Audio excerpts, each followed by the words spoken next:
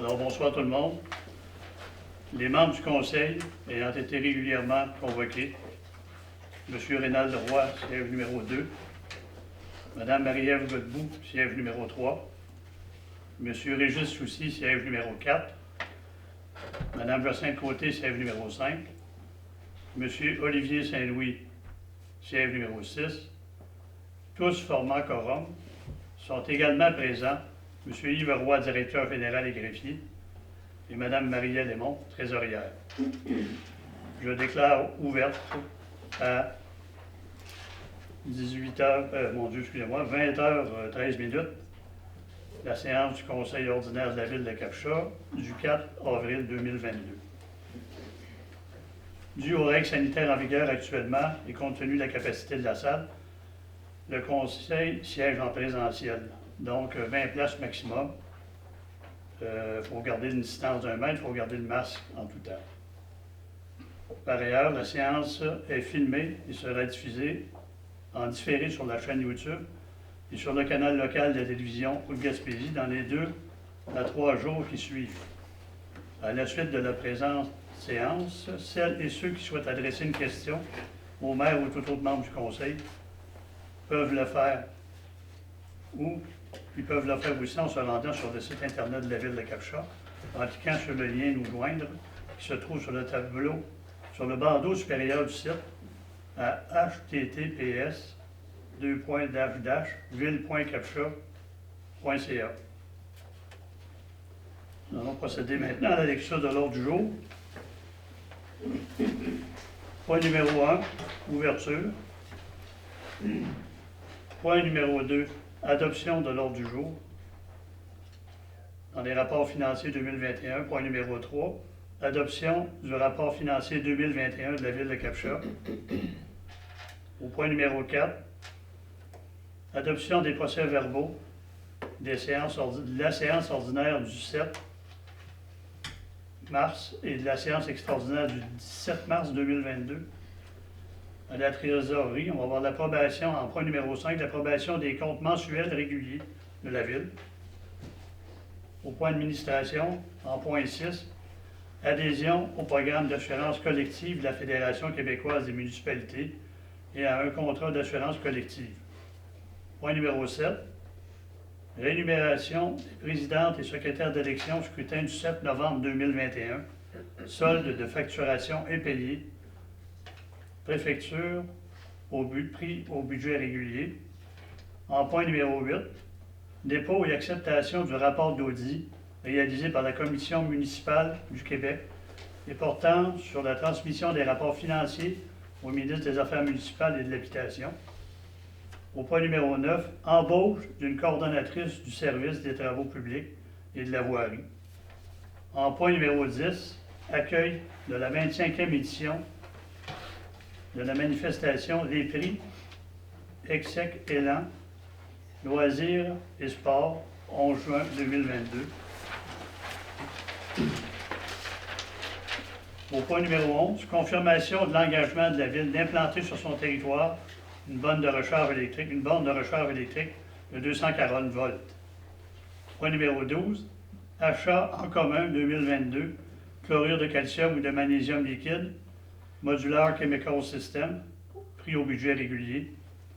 Point numéro 13, autoriser le paiement de factures, réparation du camion citerne, centre du camion Denis Inc., au montant de 10 174,22 $ plus taxes, pris au surplus accumulé.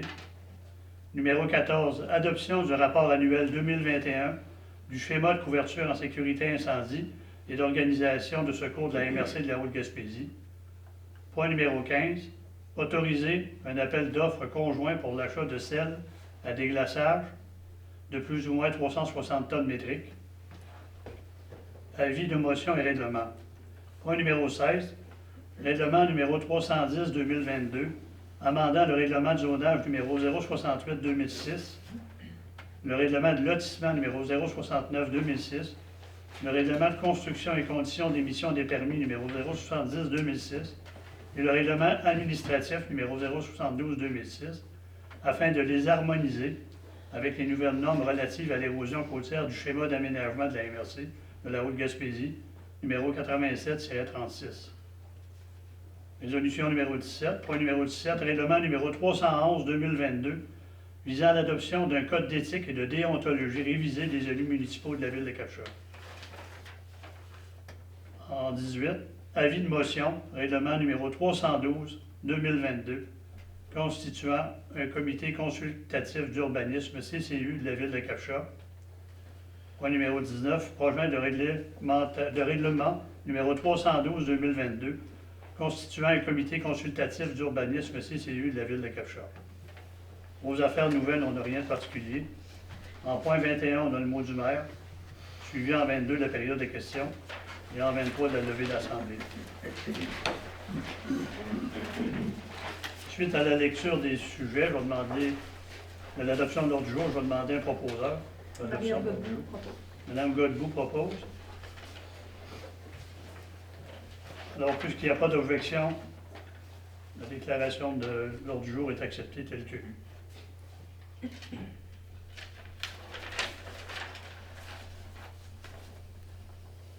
Le rapport financier 2021, adoption du rapport financier 2021 de la ville de Cap-Char, tel qu'il nous a été présenté tout à l'heure. Alors, on demande un proposeur pour l'adoption. Le juste souci propose. Est-ce qu'il y a des commentaires suite à l'adoption de la part des conseillers, suite au dépôt du rapport financier 2021? S'il n'y a pas d'objection, le rapport financier 2021 est adopté à l'unanimité. Point numéro 4, adoption des procès-verbaux de la réunion ordinaire du 7 mars 2022 et de la réunion extraordinaire du 17 mars 2022. Je demande un proposeur pour l'adoption. Jacinthe Côté propose. Est-ce qu'il y a des commentaires suite au dépôt des procès-verbaux de la séance ordinaire du 7 et de la séance extraordinaire du 17 mars 2022? S'il n'y a pas de commentaires de la part des conseillers, les deux rapports sont déposés et acceptés.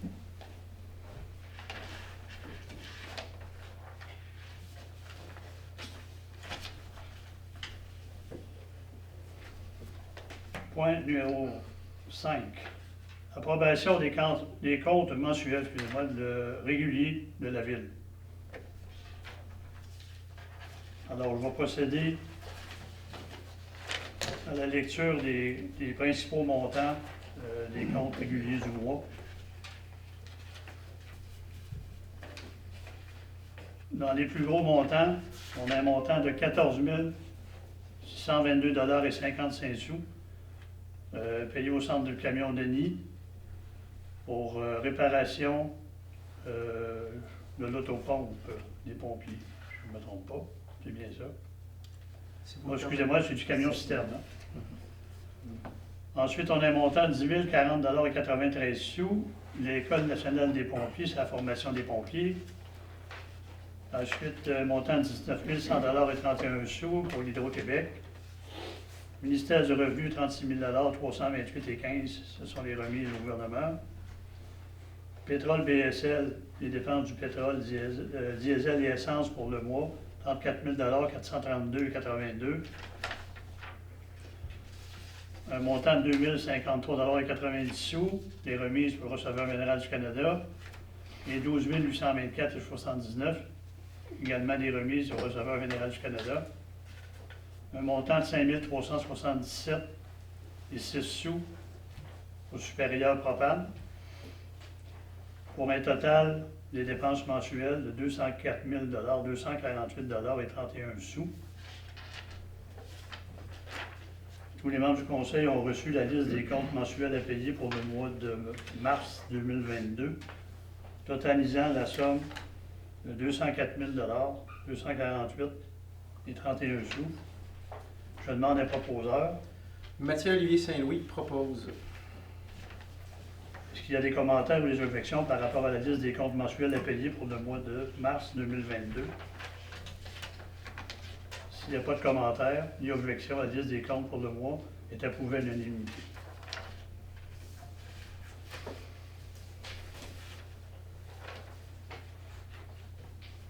Point numéro 6. Adhésion au programme d'assurance collective de la Fédération québécoise des municipalités et à un contrat d'assurance collective.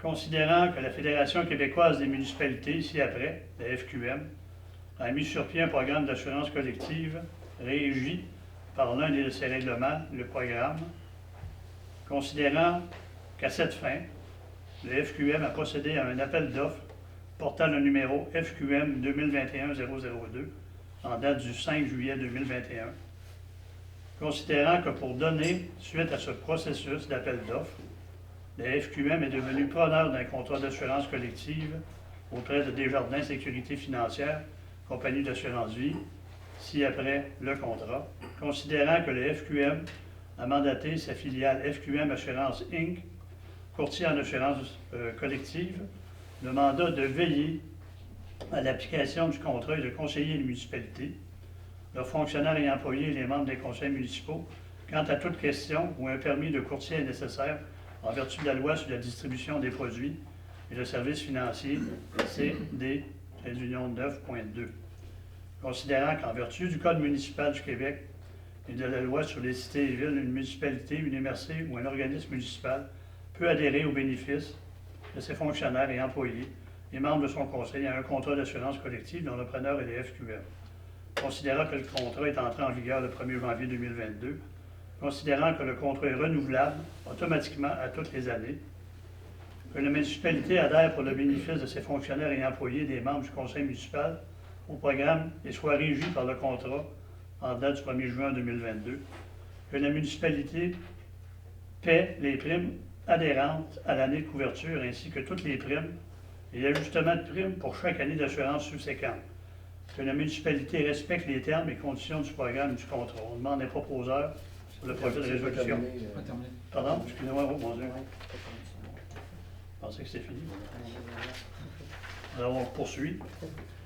Que la municipalité maintienne sa participation au programme en souscrivant, sans formalité additionnelle, à tout contrat d'assurance collective conclu par le FQM pour donner suite à un appel d'offres en remplacement du contrat et en y respectant les termes et conditions. Que la municipalité maintienne les couvertures d'assurance prévues au contrat ou à tout contrat le remplaçant, et ce jusqu'à ce que la municipalité mette fin, conformément au règlement, à sa participation en transmettant à la FQM un préavis écrit d'au moins une année mentionnant son intention de ne pas participer au programme. Que la municipalité donne le pouvoir à son directeur général d'accomplir tout acte et de transmettre tout document découlant de l'adhésion de la municipalité au contrat ou à tout contrat le remplaçant. Que la municipalité autorise FQM Assurance Inc. et toute firme d'actuaires, conseil désigné par cette dernière, à avoir accès à son dossier d'assurance collective auprès de l'assureur dans le respect des règles de protection des renseignements personnels. Que la municipalité accorde à FQM Assurance Inc. en toute firme d'actuaires et toute firme d'actuaires, conseil désigné par cette dernière, le mandat d'agir à titre d'expert conseil et courtier exclusif en assurance collective et qu'elles soient les seules personnes attitrées et autorisées à représenter celle-ci auprès de l'assureur désigné relativement à l'application du régime d'assurance collective. Que la présente résolution ne limite en rien le droit de la FQM de révoquer ses mandataires désignés et y substituer un autre. Que la présente résolution soit immédiate et révoque toute autre résolution accordée antérieurement portait sur le même objet que la présente résolution sans autre avis. Je demande un proposeur pour cette résolution. Régis propose. Est-ce qu'il y a des commentaires de la part des membres du Conseil à l'adoption du projet de résolution tel que lui est proposé? S'il n'y a pas de commentaires, elle est adoptée à l'unanimité.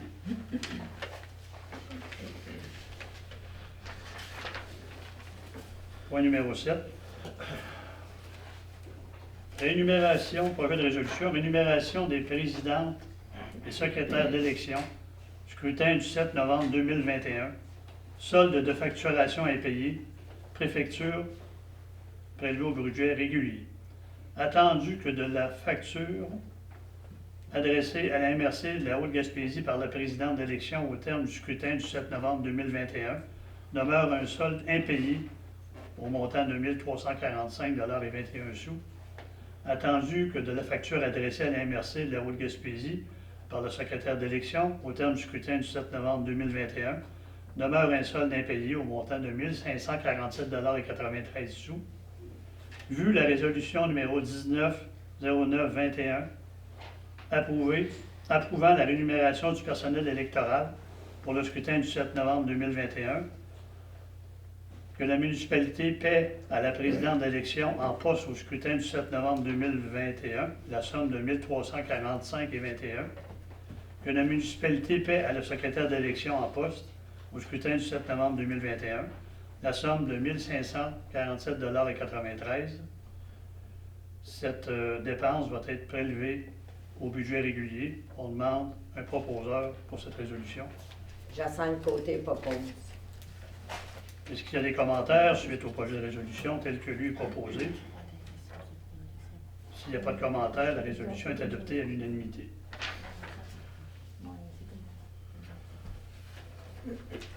Projet de résolution numéro 8. Dépôt et acceptation du rapport d'audit réalisé par la Commission municipale du Québec et portant sur la transmission des rapports financiers au ministre des Affaires municipales et de l'Habitation.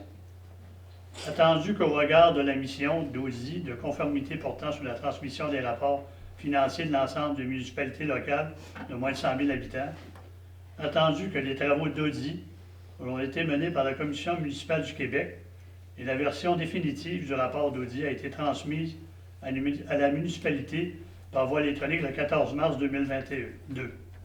Attendu que ce rapport a été rendu public le 16 mars 2022 par la Commission municipale du Québec via son site Web. Attendu que ce rapport a été rendu public le 16 mars 2022 par la Commission municipale du Québec via son site Web. Attendu que chacun des membres du conseil municipal a préalablement reçu la copie du dit rapport d'audit. Vu l'article 86.8 de la loi sur la commission municipale, la Ville de Capcha dépose, séance tenante, le rapport d'audit de la Commission municipale du Québec. Le conseil municipal accepte le dépôt du rapport d'audit de la Commission municipale du Québec, version définitive de mars 2022. On demande un proposeur de cette résolution. Mathieu-Olivier Saint-Louis propose. Est-ce qu'il y a des commentaires de la part des membres du conseil suite au dépôt de la résolution telle que lui est présentée? S'il n'y a pas de commentaires, la résolution est acceptée à l'unanimité.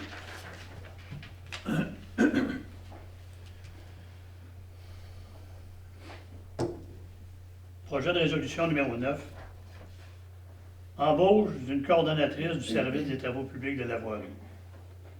Attendu que la municipalité a publié au cours du mois de février une offre d'emploi afin de combler le poste de coordonnateur du service des travaux publics de la voirie. Attendu qu'au terme du processus, le Conseil est réuni en séance de travail le 28 février 2022, après analyse des dossiers de candidature, a retenu celle de Mme Mélanie Simard, laquelle rencontrait l'ensemble des exigences requises dans l'offre d'emploi. Attendu que les membres du Conseil ont conclu qu'il serait avantageux pour la municipalité de procéder à l'embauche de Mme Mélanie Simard au poste de coordonnatrice de service des travaux publics et de la voirie. Attendu que Mme Mélanie Simard et la municipalité se sont entendus sur les conditions d'embauche. Je vais vous faire la lecture des dates, des points qui ont été entendus avec Madame suite avant l'embauche. Date d'entrée en fonction, le 4 avril 2022, donc ce matin. Semaine de travail du dimanche au samedi. Nombre de jours par semaine, 3 jours à raison de 7 heures par jour. Salaire annuel, 40 000 $. Rire 8 %, c'est-à-dire 3 200 $ par année. Congé de maladie, 0,5 jours par mois, donc 3,5 heures.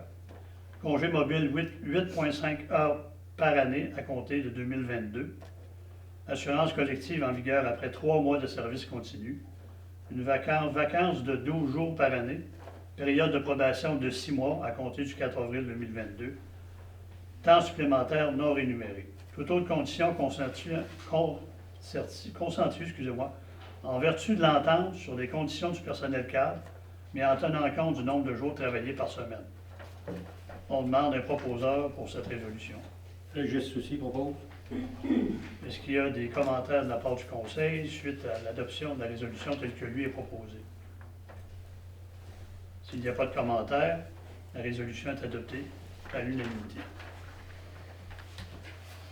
Projet de résolution numéro 10, accueil de la 25e édition de la manifestation des prix Excellents Loisirs et Sports 11 juin 2022. Attendu que la Ville de Cap-Chat est sollicitée par l'URS Gaspésie-Îles-de-la-Madeleine pour agir à titre de ville hôte de la 25e édition de la manifestation des prix Excellents Loisirs et Sports prévue pour le 11 juin 2022. Attendu que l'événement sous forme de gala offre aux bénévoles, organismes ou commanditaires qui se sont démarqués au cours de l'année 2021 une reconnaissance régionale. Attendu que l'événement représente pour la municipalité une opportunité de se faire connaître dans l'ensemble de la région Gaspésie-Îles-de-la-Madeleine. Que la municipalité accepte d'être l'hôte de la 25e édition de la manifestation des prix Excellents Loisirs et Sports, prévue le 11 juin 2022. Que messieurs Marcel Soucy et Yves Roy, respectivement maire et directeur général et greffier, soient et sont autorisés à signer le protocole d'entente et à intervenir en vue de la réalisation de l'événement. Je demande les proposeurs pour cette résolution.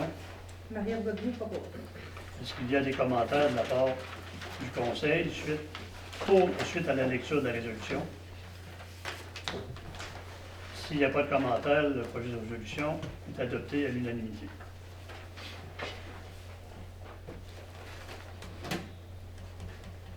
Projet de résolution numéro 11.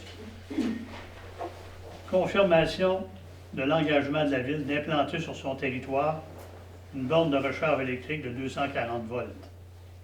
Attendu que dans le cadre du plan d'action en électrification des transports 2015-2020, la Ville a procédé au cours de l'année 2021 à l'implantation de bornes de recharge rapide à la halte routière de Lens en collaboration avec Hydro-Québec, le ministère des Transports et Village Relais du Québec.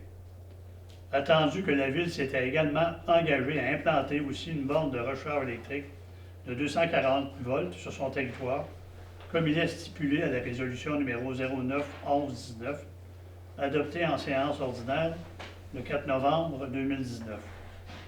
Que la Ville confirme son engagement d'implanter sur son territoire au cours de la présente année une borne de recharge électrique de 240 volts. Je demande les proposeurs pour cette résolution. Renard Roy propose.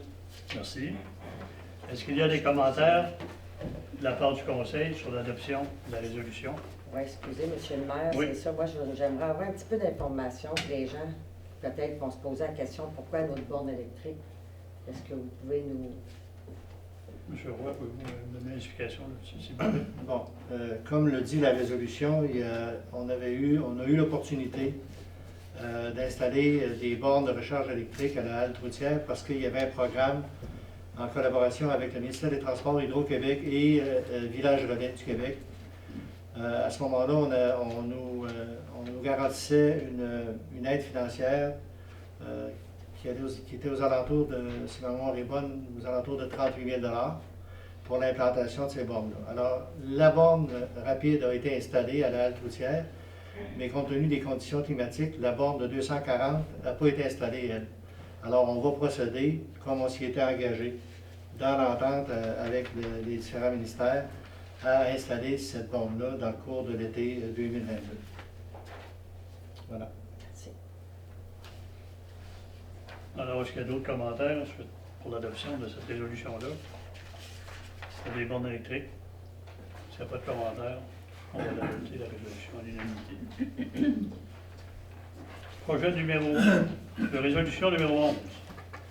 Confirmation de l'engagement de la Ville d'implanter, excusez-moi, je viens de le dire. Je suis en train de me répéter, finalement, on va avoir un autre borne, ça continue. On va passer au numéro 12.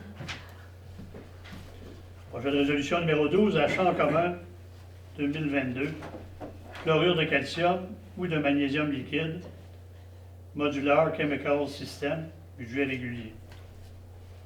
Attendu que les municipalités régionales du comté d'Avignon, de la Haute-Gaspésie et de Bonaventure se sont jointes afin d'obtenir auprès de fournisseurs le meilleur prix pour l'achat en commun de calcium et de magnésium liquide, qui qui est en fait de la poussière, là, pour votre information. Là. Attendu que la Ville a été invitée à participer et à manifester son intérêt à l'achat en commun pour un volume de 15 470 mètres cubes. Attendu qu'au terme de l'exercice, l'entreprise Modular Chemical System a proposé le prix le plus bas, soit 353 du mètre cube, ou 0,353 litres plus les taxes. Par ces motifs, il est proposé par Juste souci. et résolu unanimement que la Ville de Cap-Chat confirme l'achat d'au moins 15 470 mètres cubes de chlorure de calcium auprès de Modular Chemical System au coût de 353 du mètre cube ou 0,350 le litre plus taxe, cette dépense étant prélevée au budget régulier. Est-ce qu'il y a des commentaires de la part du Conseil pour l'approbation de cette résolution? S'il n'y a pas de commentaires, la résolution est adoptée à l'unanimité. Projet de résolution numéro 13. Autoriser le paiement de factures pour la réparation du camion citerne, centre du camion Denis Inc. pour montant de 10 174,22 plus taxes prélevées au surplus accumulé. Alors, Cap-Chat autorise le paiement de la facture WF 71 77 2 du 14 mars 2022 du centre de camion Denis Inc. au montant de 10 174,22 plus taxes concernant le remplacement de la transmission du camion citerne du service d'incendie, cette dépense étant prélevée au surplus accumulé. On demande un proposeur. Jean Leroy propose. Est-ce qu'il y a des commentaires suite à la lecture de la résolution? S'il n'y a pas de commentaires, nous allons adopter la résolution à l'unanimité. Résolution numéro 14. Adoption du rapport annuel 2021 du schéma de la couverture en sécurité incendie et d'organisation de secours de la MRC de la Haute-Gaspésie. Attendu que l'article 35 de la loi sur la sécurité incendie fait l'obligation à la municipalité d'adopter le rapport annuel concernant la mise en œuvre des dispositions du schéma de couverture en sécurité incendie et d'organisation de secours de la MRC de la Haute-Gaspésie.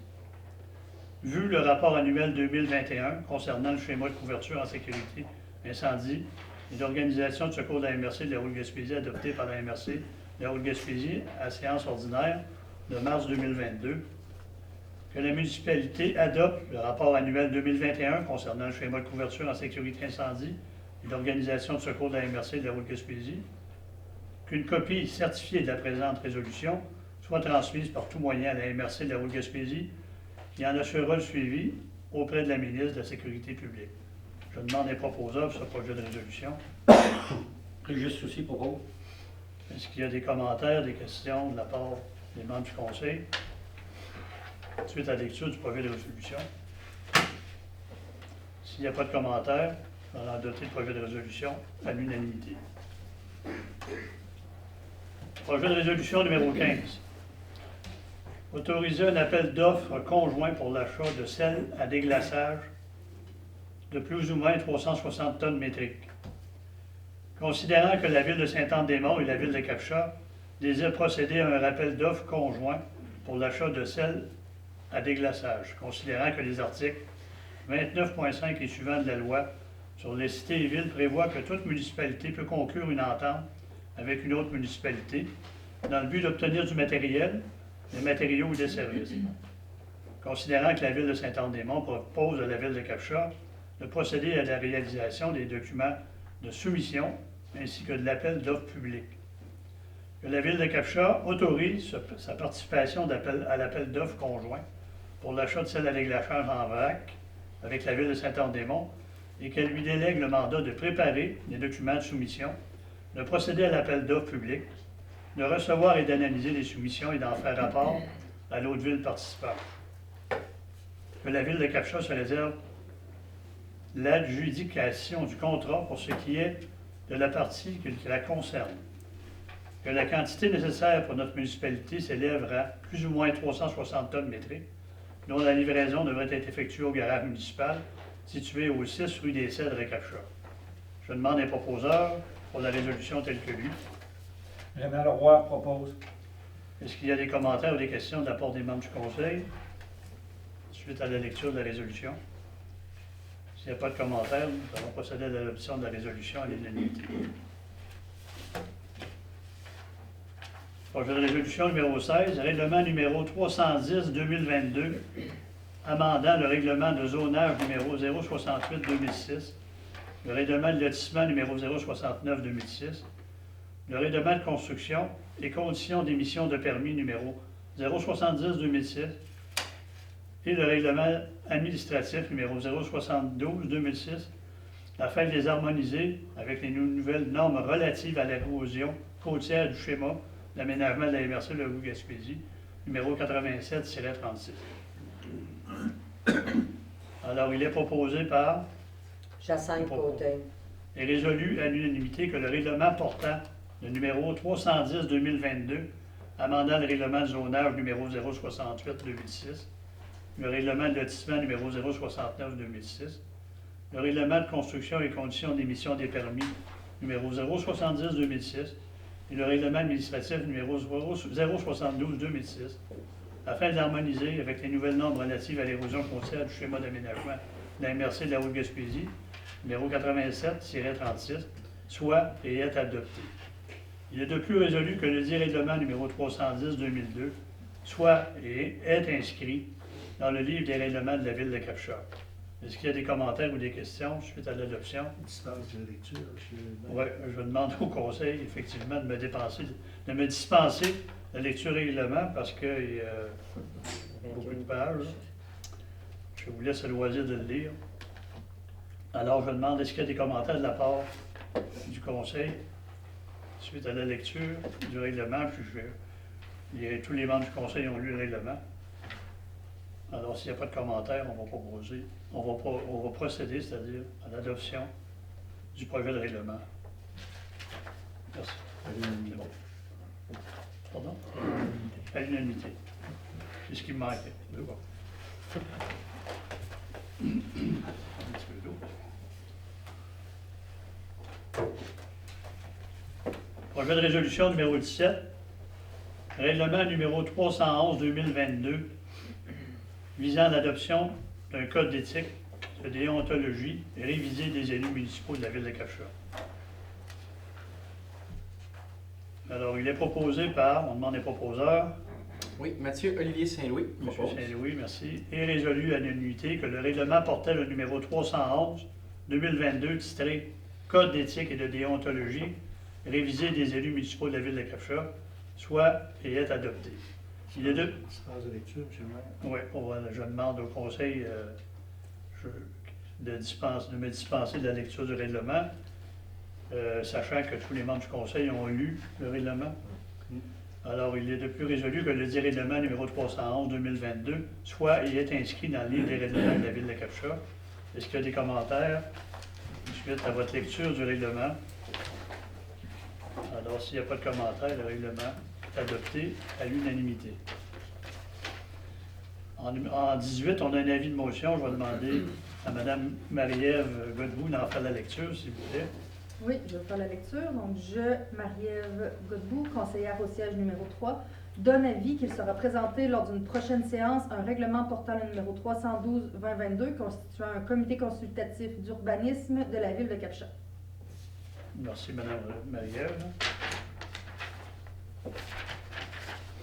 En point numéro 19, le projet de résolution. Encore une fois, je demande au Conseil de me dispenser de la lecture du projet de règlement. Projet de règlement numéro 312-2022, constituant un comité consultatif d'urbanisme, CCU, de la ville de Capcha. Je demande un proposeur. Marie-Ève Godbout propose. Il est proposé par Mme Marie-Ève Godbout et résolu à l'unanimité que le projet de règlement portant le numéro 312-2022, constituant un comité consultatif d'urbanisme, CCU de la ville de Capcha, soit et est adopté. Est-ce qu'il y a des commentaires suite à votre lecture du projet de résolution, membres du Conseil? S'il n'y a pas de commentaire, le projet de règlement est adopté à l'unanimité.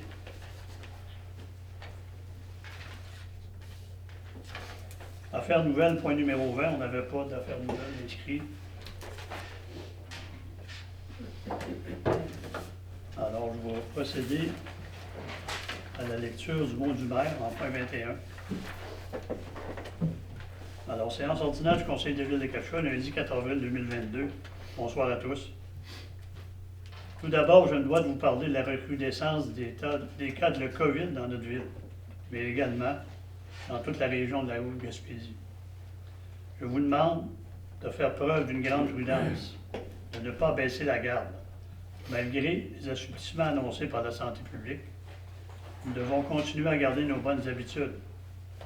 Se laver les mains, porter le couvre-visage de la bonne façon, garder une distance minimale d'1 mètre et protéger et encadrer les personnes que nous savons vulnérables et leur offrir notre aide aux besoins. Il semble que cette pandémie est loin d'être terminée, mais je crois que les efforts collectifs soutenus dans le respect des consignes ont contribué à faire la différence. Je vais vous parler d'un autre point aussi qui est d'actualité depuis un certain temps. Le tronçon de la rue des Fonds. Plusieurs d'entre nous sont impactés par le tronçon de la rue des Fonds. Là. Je vous demande à nouveau de faire preuve de patience et de tolérance. Notre équipe de travail multiplie les efforts de façon quotidienne afin de garder le tronçon le plus carrossable possible. Cependant, avec la période du dégel, il faut s'attendre à ce que les nids de poules se multiplient malgré le nivelage quotidien. Je comprends que la vitesse autorisée dans le secteur des Fonds est de 50 km/h. Cependant, afin d'éviter des bruits sur vos véhicules, s'il vous plaît, ralentissez 30, 20, 10 km/h s'il faut. Mais prenez votre temps quand vous traversez ce secteur-là parce que vous savez que même si on fait du nivelage à tous les jours, à cause du dégel, il y a des trous qui se forment. Cette situation est sur le point de se terminer car l'asphaltage devrait se faire en mai, selon les ententes qu'on a eues à l'automne dernier. Aussitôt que le dégel va être fini, que la fonte des neiges va être faite. Alors, s'il vous plaît, faites preuve de patience et surtout de civisme. En terminant, j'aimerais aborder avec vous un sujet qui est très d'actualité présentement, c'est-à-dire le manque de main-d'œuvre dans notre région et même à la grandeur du Québec. Dans une société, dans nos villes, tout le monde demande aux décideurs, aux élus, des services, des loisirs. On demande des restaurants, on demande d'ouvrir des dépanneurs, d'ouvrir des épiceries. Mais peu de gens, lorsqu'interpellés, sont prêts à faire les sacrifices nécessaires afin de garder ces services en fonction. J'ai beaucoup de difficultés à croire que nos travailleurs qui œuvraient dans nos commerces et nos usines avant la pandémie sont tous disparus. Ce que je demande à la population, c'est de vous impliquer afin de garder en vie les commerces de notre région et de démontrer aux potentiels investisseurs qui veulent venir s'établir dans la région que nous sommes prêts à travailler au développement de notre ville et de notre région. Il existe certes des programmes d'aide de gouvernement en cas de manque d'emploi. Cependant, ces offres d'aide ne doivent pas devenir un mode de vie, mais un dépannage en cas de besoin. Je crois que la clé du développement durable d'une communauté passe par des efforts collectifs et que sans notre engagement et notre implication au travail, nos villes vont finir par s'éteindre ou être assimilées par d'autres. Alors, si nous voulons garder ce que nous avons et améliorer notre sort, on doit retrousser nos manches et montrer que les gens de la Haute-Gaspésie ont leur avenir à cœur. Donc, ceux qui sont capables d'offrir leurs emplois, d'offrir leur temps pour aller travailler, m'ont dû lever la main. Parce que c'est pas normal que des dépanneurs, des épiceries, des commerces du coin s'arrachent les cheveux pour trouver des employés, alors que au cours de l'année, puis au cours de l'hiver, comme on vient de voir, plein de jeunes se promènent en motoneige, puis ils prennent des vacances aux soins de l'État. C'est correct, là, les aides du gouvernement, mais c'est des dépannages, c'est pas un mode de vie. Alors, je demande votre collaboration, ceux qui connaissent des gens. Il y a des postes ouverts partout, il y a des restaurants qui demandent des cuisiniers, il y a des gens pour laver de la vaisselle, peu importe. Il faut tout tout le monde participer à faire en sorte qu'on relance notre économie, puis que notre ville, si on veut qu'elle grossisse, ben, elle continue, ben, il faut donner la force. Alors, merci à tous. Bonne fin de soirée, soyez prudents.